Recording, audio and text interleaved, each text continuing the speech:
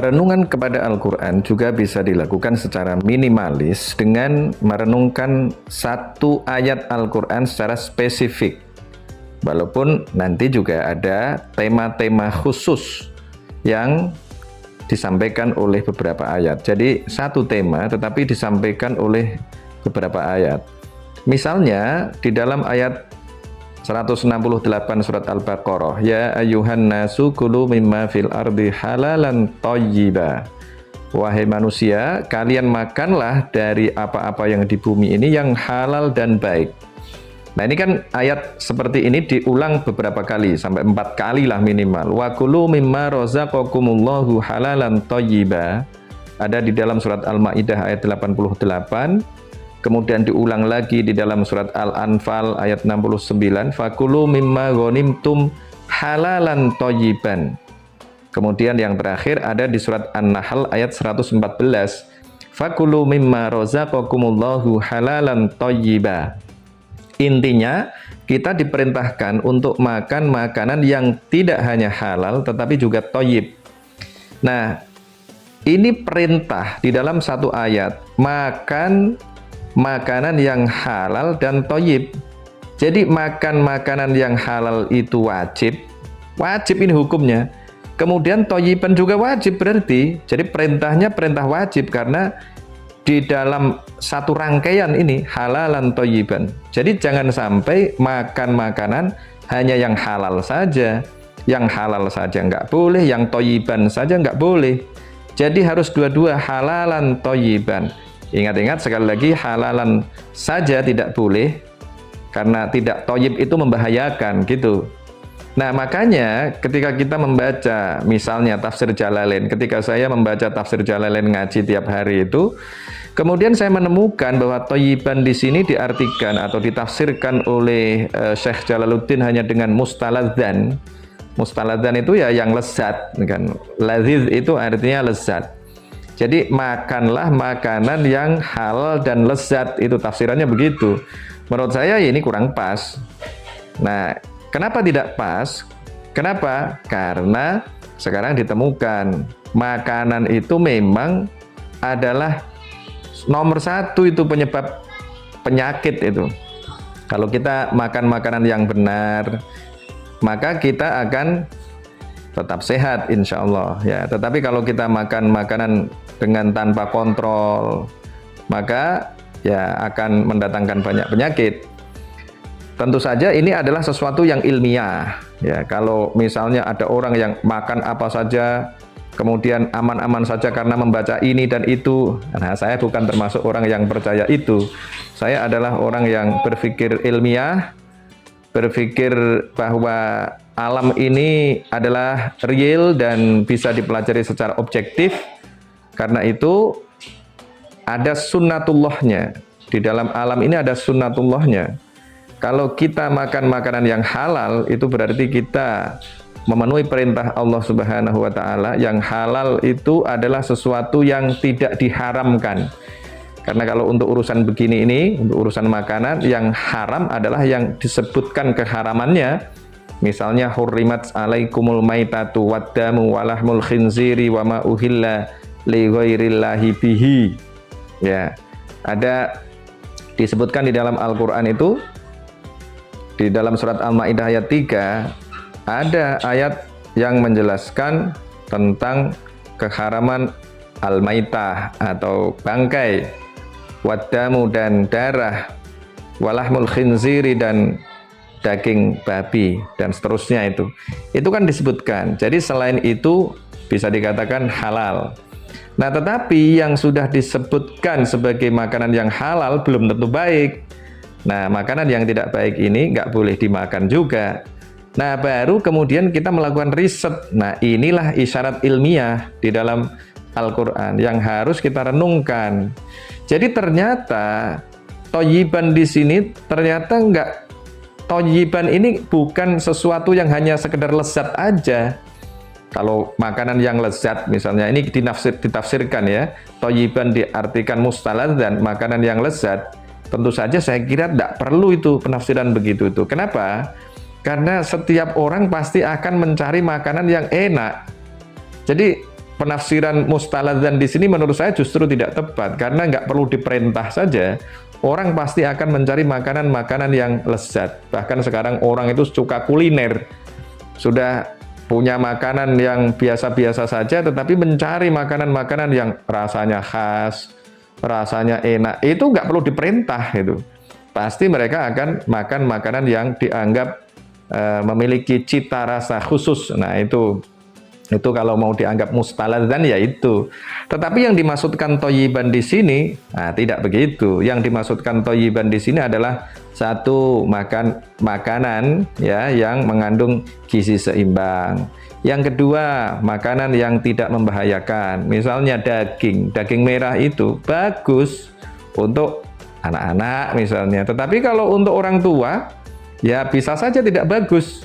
Orang yang misalnya memiliki masalah dengan kolesterol, ya, kemudian dia makan daging merah, kemudian makan lemak misalnya, ini bisa membahayakan. Walaupun itu adalah sesuatu yang halal, tidak ada larangan di dalam Al-Quran, tetapi dia tidak thayyib.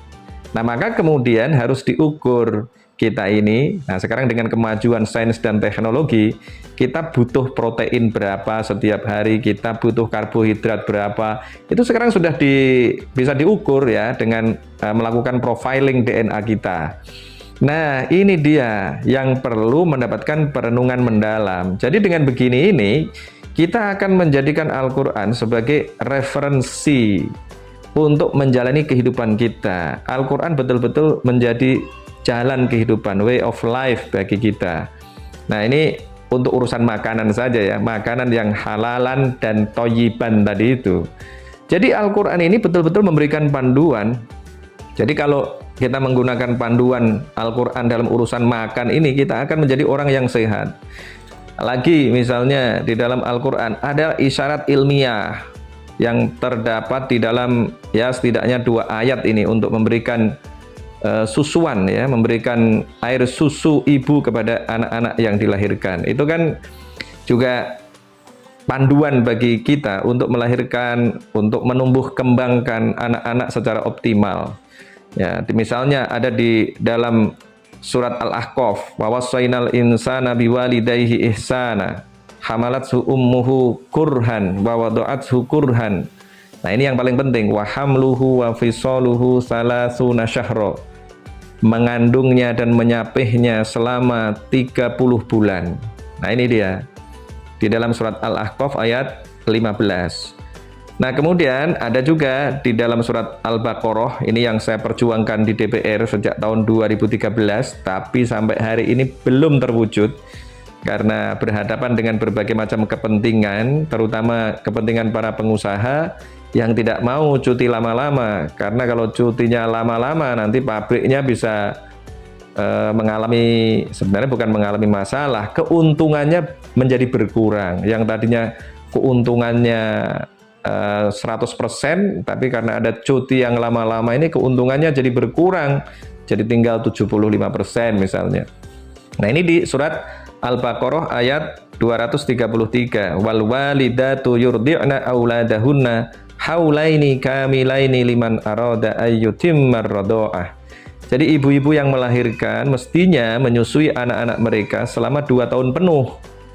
Nah, ini yang bayar siapa? Yang bayar suaminya. Dulu dalam konteks masa lalu di awal diturunkan Al-Quran, nah ini sudah diperintahkan ibu-ibu harus menyusui anak-anak mereka selama 2 tahun penuh. Nah, ini kan luar biasa ini. Al-Quran 14 abad yang lalu sudah memberikan perspektif tentang bagaimana caranya memelihara anak-anak ini secara optimal agar mereka mendapatkan air susu ibu. Karena air susu ibu ini mengandung zat-zat yang sangat diperlukan oleh anak yang tidak bisa didapatkan dari susu formula. Nah, makanya nah, ini harus kita renungkan. Kemudian orang melakukan penelitian, sebenarnya ada apa? Ada apa dengan air susu ibu itu sehingga Al-Quran sampai memberikan perhatian luar biasa. Sampai Al-Quran mengatakan bahwa mestinya disusui sampai 2 tahun. Jadi anak-anak yang dilahirkan itu harus disusui selama 2 tahun. Kalau di ayat yang tadi kan 30 bulan. 30 bulan tadi itu kan karena hamil dan menyapihnya. Asumsinya hamil itu ya minimal 6 bulan. Nah, kemudian ditambah 24 bulan menjadi 30 bulan. Jadi tetap ya maksudnya adalah memberikan tindakan menyusui sehingga anak-anak ini menjadi anak-anak yang mendapatkan asupan gizi yang cukup sejak mereka dilahirkan. Nah, kemudian ada lagi ini yang ada di dalam surat Luqman ayat terakhir nih. Ini kan informasi yang bersifat saintifik. Nah, kita harus merenungkan terus-menerus. Merenungkan Al-Quran ini untuk melakukan koreksi atas penafsiran atau pemahaman ulama-ulama di masa lalu agar kita bisa merekontekstualisasikan ya, mengkontekstualisasikan dan merekontekstualisasikan ayat ini dalam kehidupan sekarang. Misalnya nih di surat Luqman ayat terakhir ya, ayat 34. Innallaha indahu ilmus sa'ah wa yunazzilul ghaits wa ya'lamu ma fil arham wa ma tadri nafsum madza taksibu ghadan wa ma tadri nafsum bi ayyi ardin tamut innallaha alimun khabir. Ya, di sini dijelaskan bahwa ada sesuatu yang tidak diketahui oleh manusia, yang mengetahui adalah hanya Allah Subhanahu wa taala. Ini wa ya'lamu ma fil arham. Ya, innallaha indahu ilmus sa'ah wa yunazzilul ghaits wa ya'lamu ma fil arham.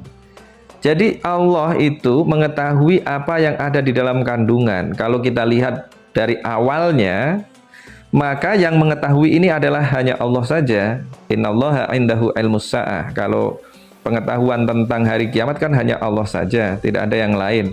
Nah, ini dikatakan oleh Allah juga wa ya'lamu ma fil arham. Allah mengetahui apa-apa yang ada di dalam kandungan. Nah, kemudian ditafsirkan oleh Syekh Jalaluddin lagi nih yang saya angkat. Syekh Jalaluddin mengatakan bahwa pengetahuan tentang apa ini? Pengetahuan tentang sesuatu yang ada di dalam kandungan ini tentang laki-laki dan perempuan. Nah, sekarang kan sudah tidak relevan ini. Ya, apa yang ada di dalam kandungan kalau kemudian hanya ditafsirkan dengan yang lahir nanti laki-laki dan perempuan itu sudah bisa diketahui pada usia berapa itu, kira-kira 6 bulan sudah bisa teridentifikasi dengan alat kita sekarang. Sudah ada alatnya sendiri. Ya, sudah ada USG sekarang. Jadi dengan USG kita bisa mengetahui anak kita yang ada di dalam kandungan itu laki-laki atau perempuan. Artinya sudah tidak relevan kalau hanya mengetahui laki-laki atau perempuan. Nah, pasti ada yang lain-lain lagi. Maka kita mesti melakukan perenungan. Ada apa ini? Proses apa saja yang terjadi di dalam kandungan? Nah, ada banyak proses yang terjadi yang ada di dalam kandungan yang manusia tidak mengerti, yang manusia tidak tahu. Ya, tentu saja nanti sesuatu yang dianggap tidak bisa diketahui hari ini di masa yang akan datang akan bisa diketahui juga. Tapi tetap saja tadi itu yang ada di dalam kandungan tadi ada proses-proses yang manusia tidak tahu. Kalau manusia tidak tahu, ya berarti ini hanya Allah saja yang tahu. Yang itu disebut sebagai takdir ya, qadha qadar Allah Subhanahu wa taala itu masuk dalam kategori itu. Sesuatu yang menjadi hak prerogatif Allah Subhanahu wa taala yang terjadi di dalam kandungan. Nah, kalau kita bisa melakukan perenungan itu secara terus-menerus, maka kita akan bisa mendapatkan pemahaman-pemahaman baru yang bisa menjadi petunjuk bagi kita agar kita bisa menjalani kehidupan di dunia ini secara lebih baik. Karena kehidupan di dunia yang baik ini akan berimplikasi pada kehidupan kita di akhirat nanti yang lebih baik. Karena apa? Karena doa kita itu Rabbana atina fid dunya hasanah wa fil akhirati hasanah wa qina adzabannar. Kita menginginkan kehidupan dunia yang baik, kehidupan akhirat yang baik, dan kita terbebas dari api neraka. Karena itu, ayat-ayat Al-Quran ini harus terus kita renungkan, terutama ayat-ayat yang berkaitan dengan isyarat saintifik, Karena dengan memahami ayat-ayat yang mengisyaratkan sesuatu yang saintifik, kita akan bisa menjalani kehidupan di dunia ini dengan lebih baik.